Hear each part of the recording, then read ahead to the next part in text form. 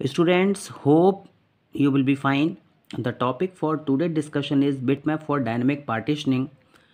Students, जो भी memory के डायनेमिक पार्टीशंस होते हैं उसमें पार्टीशन का जो साइज़ होता है वो प्रोसेस साइज़ के इक्वल होता है। और डायनेमिक पार्टीशंस में हम दो तरीके के मैप्स को यूज़ करते हैं। एक हमारे पास में बिटमैप होता है, दूसरा हमारे पास में लिंक लिस्ट होता है। ये हमारे पास में दो डेटा स्ट्रक्चर्स हैं जिसकी हेल्प से डायनेमिक पार्टीशनिंग की जाती है। स्टूडेंट्स, डायनेमिक पार्टीशंस में जितने भी हमारे पास में फ्री स्पेसेस होते हैं, जितने भी हमारे पास में एलोकेटेड स्पेसेस होते हैं, उन सबको ट्रैक करने के लिए ऑपरेटिंग सिस्टम इन एल्गोस का यूज़ करता है। आपको बताया गया था कि डायनेमिक पार्टीशनिंग में सबसे जो मोस्ट इम्पॉर्टेंट थिंग ये है कि किस तरीके से जो भी हमारे पास में फ्री पार्ट्स हैं, फ्री मेमोरी है जो कि रैंडम प्लेसेस पर अवेलेबल है, उसको किस तरीके से कलेक्ट किया जाए और एक प्लेस पर उसको एक्यूमुलेट किया जाए जिससे कि उस स्पेस को किसी प्रोसेस को एलोकेट कर दिया जाए और उस प्रोसेस का वर्क कंप्लीट हो सके। तो यहाँ पर कॉम्पैक्शन का यूज़ किया जाता है। बट ज़्यादा कॉम्पैक्शन होगा तो वहाँ पे ऑपरेटिंग सिस्टम को बहुत सारे एल्गोस का यूज़ करना होता है। अब यहाँ पर कॉम्पैक्शन जब होता है तो ऑपरेटिंग सिस्टम कॉम्पैक्शन में बिजी है और इस समय के लिए आपका जो सीपीयू है वो आइडियल बैठा हुआ है। इट मीन्स कॉम्पैक्शन कहीं ना कहीं एक ओवरहेड लेके आता है ऑपरेटिंग सिस्टम के लिए। नाउ स्टूडेंट्स, अब हम बात करेंगे बिटमैप की। जो हमारे पास में मेन कंसर्न है डायनेमिक पार्टीशनिंग का वो ये है कि किस तरीके से फ्री और एलोकेटेड पार्टीशंस को कीप किया जाए, उनको ट्रैक किया जाए। तो यहाँ पर हमारे पास में ऐसे डेटा स्ट्रक्चर्स हैं जिनका यूज़ करके ऑपरेटिंग सिस्टम अपने डेटा को मेंटेन करता है कि हमारे पास में कितने फ्री ब्लॉक्स हैं और हमारे पास में कितने एलोकेटेड ब्लॉक्स हैं। तो यहाँ पर एक तो मेरे पास में बिटमैप होता है और दूसरा हमारे पास में क्या है, लिंक लिस्ट होता है। ये दोनों के दोनों हमारे पास में क्या हैं, डेटा स्ट्रक्चर्स हैं। नाउ स्टूडेंट, सबसे पहले हम बात करेंगे बिटमैप की। देखिए, जो बिटमैप है वो हमारा एक लीस्ट फेमस डेटा स्ट्रक्चर है जिसके इनसाइड ऐसी डिटेल्स को स्टोर किया जाता है कि कितनी प्रोसेस का एलोकेशन हो चुका है, कितनी प्रोसेस को डी एलोकेट कर दिया गया है या फिर उनको दोबारा री एलोकेशन किया जा रहा है। Means bitmap is use to store the detail of allocation and reallocation of a process. अगर ऑपरेटिंग सिस्टम किसी प्रोसेस के एलोकेशन और डी एलोकेशन के बारे में डिटेल को स्टोर करना चाहता है तो वहाँ पर बिटमैप का यूज़ किया जाएगा in case of dynamic partitioning.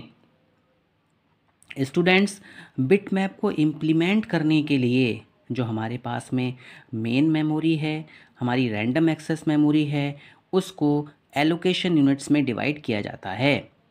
Now students, one और मोर एलोकेशन यूनिट्स में assign to single process according to need of that process. Process की नीड के अकॉर्डिंग अगर प्रोसेस को ज़्यादा मेमोरी की रिक्वायरमेंट है तो उसके लिए ज़्यादा एलोकेशन यूनिट्स एलोकेट की जा सकती हैं। मींस कोई सिंगल प्रोसेस एक से ज़्यादा एलोकेशन यूनिट में रिसाइड कर सकती है। Students, size of each allocation unit is same which is fixed by operating system that never changes।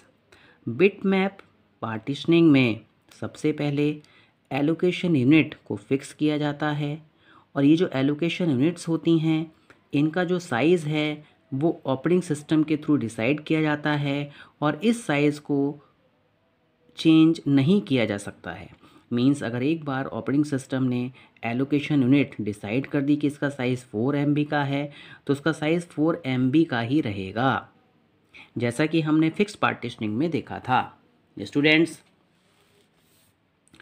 The partition size from process to process may vary due to dynamic partitioning. जैसा कि आपको बताया गया था कि डायनेमिक पार्टीशनिंग में जो partition का साइज़ है वो डिपेंड करता है प्रोसेस के साइज़ पर। प्रोसेस का साइज़ अगर 8 MB का है तो पार्टीशंस भी मेन मेमोरी में 8 MB का ही होगा। प्रोसेस का साइज़ 2 MB का है, तो मेन मेमोरी में जो पार्टीशन है वो आपका 2 MB का ही होगा। मीन्स डायनेमिक पार्टीशंस में प्रोसेस का जो साइज़ है वो वेरी करता रहता है और पार्टीशन का भी साइज़ क्योंकि डिपेंडेंट है प्रोसेस पर वो भी वेरी करता है। नाउ स्टूडेंट्स, यहाँ पर जो ऑपरेटिंग सिस्टम का मेन टास्क है वो ये है कि पार्टीशन को चेक करना कि पार्टीशन फ्री है या फिर पार्टीशन फिल्ड है। Now for this purpose flag bits are used. Partitions को चेक करने के लिए कि पार्टीशन प्रोसेस के थ्रू एक्वायर किया गया है या फिर वहाँ पर पार्टीशंस में कोई भी प्रोसेस रिसाइड नहीं कर रही है, तो इसके लिए फ्लैग बिट्स का यूज़ किया जाता है। फ्लैग बिट्स एक काउंटर वेरिएबल की तरह वर्क करती हैं। स्टूडेंट, आइदर प्रोसेस और hole in allocation memory is represented by a flag bit. हो सकता है कि प्रोसेस ने एलोकेशन यूनिट को एक्वायर किया गया हो या फिर वहाँ पर मेमोरी वैकेंट है। वैकेंट मेमोरी को होल से रिप्रेजेंट किया जाता है और इन दोनों को रिप्रेजेंट करने के लिए फ्लैग बिट्स का यूज़ करते हैं बिट मैप में। तो यहाँ पर अगर 0 है तो इट मीन्स वहाँ पर एरिया वैकेंट है मेमोरी का, और अगर फ्लैग बिट 1 है तो इसका मतलब वहाँ पर प्रोसेस ने मेमोरी को एक्वायर किया हुआ है। देखिए फॉर एग्ज़ाम्पल मेरे पास में एक ये पिक्टोरियल रिप्रेजेंटेशन है मेन मेमोरी का। इसमें अगर आप देखें तो मेरे पास में तो यहाँ पर मेरे पास में प्रोसेस 1 है जिसने कि 2 बाइट्स ऑफ मेमोरी एक्वायर की हुई हैं। इसके बाद एक वैकेंट एरिया आया जिसको कि होल से रिप्रेजेंट करते हैं, वो 3 बाइट का है, और एक P3 प्रोसेस जो हमारे पास में 2 बाइट की है। देखिए suppose we have a main memory of 7 bytes. यहाँ पर जो मेन मेमोरी है वो हमारी 7 बाइट्स की है, where 2 byte is allocated to a process P1। यहाँ पर 2 बाइट प्रोसेस P1 के लिए एलोकेट की गई हैं और 3 बाइट्स जो हैं वो प्रोसेस P2 के लिए एलोकेट की गई हैं और 2 बाइट प्रोसेस P3 के लिए एलोकेट की गई हैं।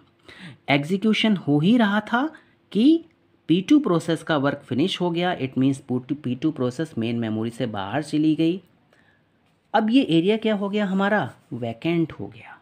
Now students, after some time process P2 complete its execution. कुछ समय के बाद में प्रोसेस P2 ने अपना वर्क कंप्लीट कर लिया।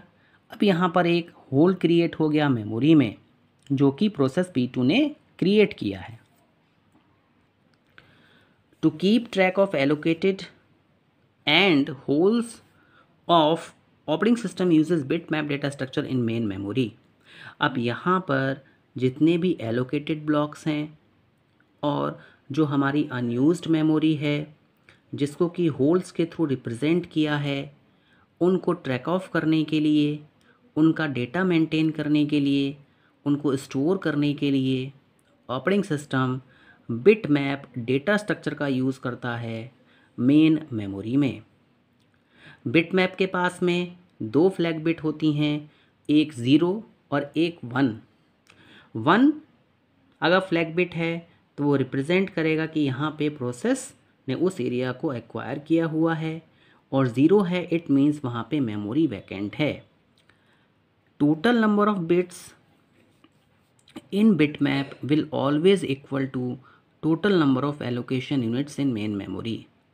यहाँ पर बिट मैप के पास में जितनी बिट्स होती हैं वो इक्वल होती हैं एलोकेशन यूनिट्स जिनको कि ऑपरेटिंग सिस्टम को के द्वारा क्रिएट किया गया है मेन मेमोरी में। देखिए जो यहाँ पे मेन टास्क है वो ये है कि जो हमारी रैंडम एक्सेस मेमोरी है उसको एलोकेशन यूनिट्स में डिवाइड किया जाए।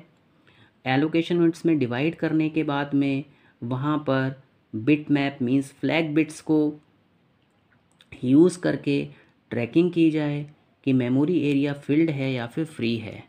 तो स्टूडेंट सपोज़ मेरे पास में मेन मेमोरी है और जहाँ पर जितनी भी एलोकेशन यूनिट्स उनका साइज़ कितना है, 4 बिट का है।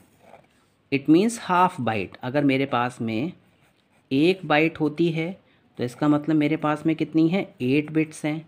अब मेरे पास में यहाँ पे हाफ बाइट है 4 बिट्स, यानी कि ऑपरेटिंग सिस्टम ने एलोकेशन यूनिट डिफाइन कर दी 4 बिट्स की। अब देखिए प्रोसेस P1 जो है वो 2 बाइट मेमोरी ले रही है, तो यहाँ पर जो एक एरिया है, देखिए 2 बाइट का मतलब कितना हो गया 16 बिट्स, तो यहाँ पर ये हाफ बाइट को रिप्रेजेंट कर रहा है 4 bit 4 bit 4 bit 4 bit. It means एक एलोकेशन यूनिट 4 बिट की है, तो P1 ने 4 एलोकेशन यूनिट्स को एक्वायर किया, 4 एलोकेशन यूनिट्स। नाउ स्टूडेंट्स, जैसा कि आपको बताया गया था कि मेरे पास में मेन मेमोरी है, इस मेन मेमोरी में मेरे पास में कितनी बाइट्स हैं 7 बाइट्स हैं। तो सबसे पहले इसको एलोकेशन यूनिट्स में डिवाइड किया जाएगा ऑपरेटिंग सिस्टम के थ्रू। अब यहाँ पर ऑपरेटिंग सिस्टम ने बिटमैप का यूज़ किया और जो 7 बाइट मेमोरी है उसको 14 एलोकेशन यूनिट्स में डिवाइड किया, जिसको कि इस तरीके से रिप्रेजेंट किया गया है।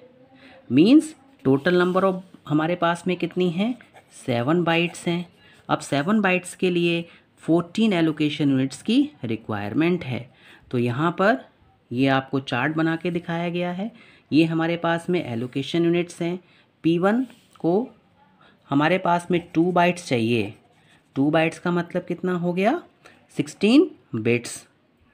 अब एक जो एलोकेशन यूनिट है वो हमारे पास में 4 बिट को दिखाती है, तो इट मीन्स ये हमारे पास में टोटल कितनी हो गई 16 बिट्स हो गई।